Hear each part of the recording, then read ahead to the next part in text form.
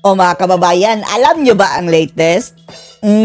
Dito sa isa na naman kontrobersyal na sinabi ni BBM mga kababayan na nagpupuyat na daw siya. Hindi na daw natutulog ang ating presidente mga kababayan. At hindi lang siya, pati na yung mga team bangagan niya, yung mga 12 senador mga kababayan. Hindi na rin daw natutulog kagaya niya. Kaya ang sabi ni Gwanzon mga kababayan hindi ka natutulog dahil syempre bumabatak ka yan talaga ang sabi ni Gwanzon mga kababayan. Direkta niyang sinabing bumabatak ang BBM na iyan kaya hindi na daw natutulog mga kababayan. Uy, grabe ka Gwanzon. Kaya kung inyong mapapansin mga kababayan, yung itsura ni BBM dati mga kababayan, pahiram muna dito itong post ng ating kaibigang si Amp Satire mga kababayan. Di ba ibang-iba ang itsura ni BBM ngayon? Haggard na mga kababayan, Hagardo Versosa. Dahil laging walang tulog mga kababayan Ang sabi ni Gwanzon, bumabatak pala. At isa lang po ang ating naaalala dyan mga kababayan, di ba? Walang iba kundi itong sinabi ni Marbil.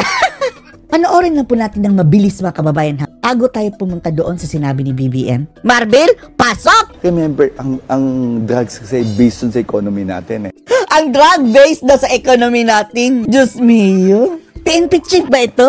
Ang drugs kasi mga tao dito, just remember, and bakit may mga tao gumagamit ng drugs? Bakit nga ba? Remember, hindi sila addict. Hindi addict! Yung mga bumabatak daw mga kababayan. Animal. Kasi gusto lang maging addict. Remember, ang gumagamit ng drugs sa mga tao natin, especially mga yung mga nagpapadagdag ng oras. Kasi nagpapadagdag ka ng oras. Gising ka. Pampagising mga kababayan. Sana nga lang hindi yan ang ginagamit nila sa, alam nyo na kung sino yung mga iyon mga kababayan. Sana kape lang. Pero hindi kaya mga kababayan na hindi ka natutulog. Hindi kaya. Yung mga batak na batak talaga mga kababayan hanggang mag-umagahan. At ginagawa nila yan mga kababayan habitually. Most likely mayroon silang tinitake na mga substance mga kababayan. Gising ka, nagdadagdag ka. Remember, ang trabaho. Para gising daw nagdadagdag ng oras. natin per ora dito. Ako rin, di na po ako natutulog. Saka na tayo matutulog. At marami pa tayong gagawin. Hindi na natutulog si BBM. Kasi pagka gumamit ka ng drugs, Gising ka. Gising! Ako rin, di na po ako natutulog. Lagi po kaming nandito. Hindi na po ang ating mga kalihim. Kaya pala naglalag ng mga kababayan sa kanyang mga sinasabi dahil walang tulog. Bakit nga ba, Gwanzon? Walang tulog? Sabi ni Gwanzon sa kanyang Facebook page mga kababayan syempre, bumabatak ka Sinabi talaga yan ni Gwanzon mga kababayan. Eto ang post ni Gwanzon. Hindi daw natutulog. Syempre, bumabatak ka Grabe ka, Gwanzon. Baka makasuhan ka niyan. Ay, hindi na po natutulog itong mga ito. Alam ko po. Hindi lang pala siya mga kababayan. Pati yung team niya, mga bangagan, kampon mga kababayan. Yung dosing mga jablong tumatakbong senador, hindi na rin daw natutulog. Ano kayong pinagagawa nito kapag gabi? Huwag niyong sabihin, lagi kayong nagpa-party-party. Andyan si Pacquiao Aminado na rin mga kababayan si Pacquiao na gumagamit na rin din dati. Andyan din si Abalos mga kababayan na laging iwi ng iwi. Dahil ako rin, di na po ako natutulog. Pag tinatawagan ako ng alas 2 ng umaga, alas 10 ng umaga. Alas 2, alas 3 ng umaga mga kababayan, hindi natutulog. Sumasagot. Kaya mabuti na lang yan. Kaya saka na tayo matutulog. Saka na matulog Kapag mahinang-mahina na, kaya pala mga kababayan, pabigla-bigla nawawala si BBM, Hindi mahagilap. Hindi nagpapakita mga kababayan dahil siguro napuyat dahil walang tulog lagi. At marami pa tayong gagawin. Kaya maraming salamat sa inyo. Ako po ay nandito po. Andito ang inyong pamahalaan upang lagi kayong pakinggan.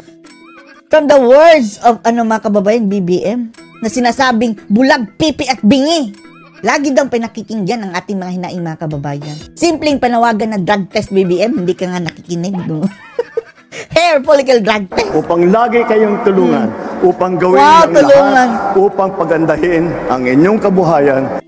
Tapos nagyabang mga kababayan doon sa kadiwa nila na yung bigas, mayroon kaming 29 pesos na bigas. Tapos yung pinakita ng TV Patrol mga kababayan, mayroong mga bukbuk. Mga rice beetles, mga kababayan. Siguradong mayroon na yung mga itlog na mga bukbok, mga kababayan. Nakain na. Ano yan? Protein siguro iyan. Yan ba ang sinasabi mong tulong mo sa taong bayan? Upang pagandahin ang buhay ng inyong mga pamilya, ng inyong mga komunidad, at sa ganung paraan. Gawin mo, BBM. Puro salita, mga kababayan, pagandahin ang buhay. Oh, Diyos mio, gumanda na ba ang buhay namin? Pero hindi naman yan ang aming talagang hinihiling sa'yo, BBM eh. Huwag lang kayong mangurakot. Kami nang bahala sa buhay namin. Unfair kasi, mga kababayan, dahil nagtatrabaho tayo ng maayos, nagbabayad ng buwis ng maayos, kinukurakot lang ng mga animal na ito, itong mga ating buwis. Inulustay kung saan-saan. Kagaya nito, mga kababayan ng Bagoong Pilipinas. Kinaumagahan, ayuda, kinahapunan, kampanya. Gamit ang pera ng bayan, resources ng bayan, nagpalikom ng tao para sa kampanya na kanyang bagoong slate na hindi pa natutulog. At aside pa dyan, mga kababayan, ang gusto lang natin tayo mga ordinaryong Pilipino ay matiwasay ang ating mga pamumuhay. Malayo sa mga kriminal na naghahari-uri ngayon, mga kababayan, at mga durugista, mga NPA. Simpleng bagay lang iyan. At saka huwag kayong mangurakot o hindi nyo magawa. Kami nang bahala sa aming buhay.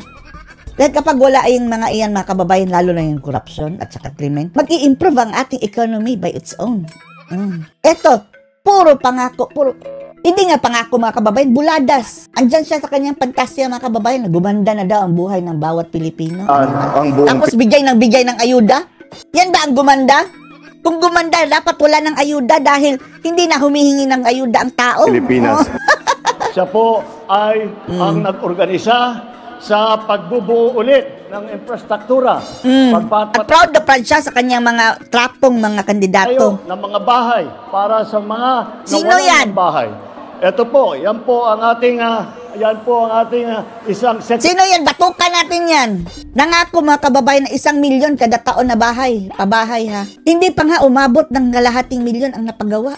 At ewan lang natin sa kalahating milyon, 200,000 pa lang ata yun, 100,000 plus. Hindi pa tapos. Wala pang bubong yung karamihan. Secretary level po yun.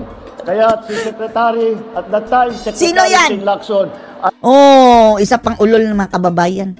Nambudol, sabi niya na ayoko na sa Bagoong Pilipinas, pero andyan. Sanay na rin sa pagserbisyo bilang isang secretary.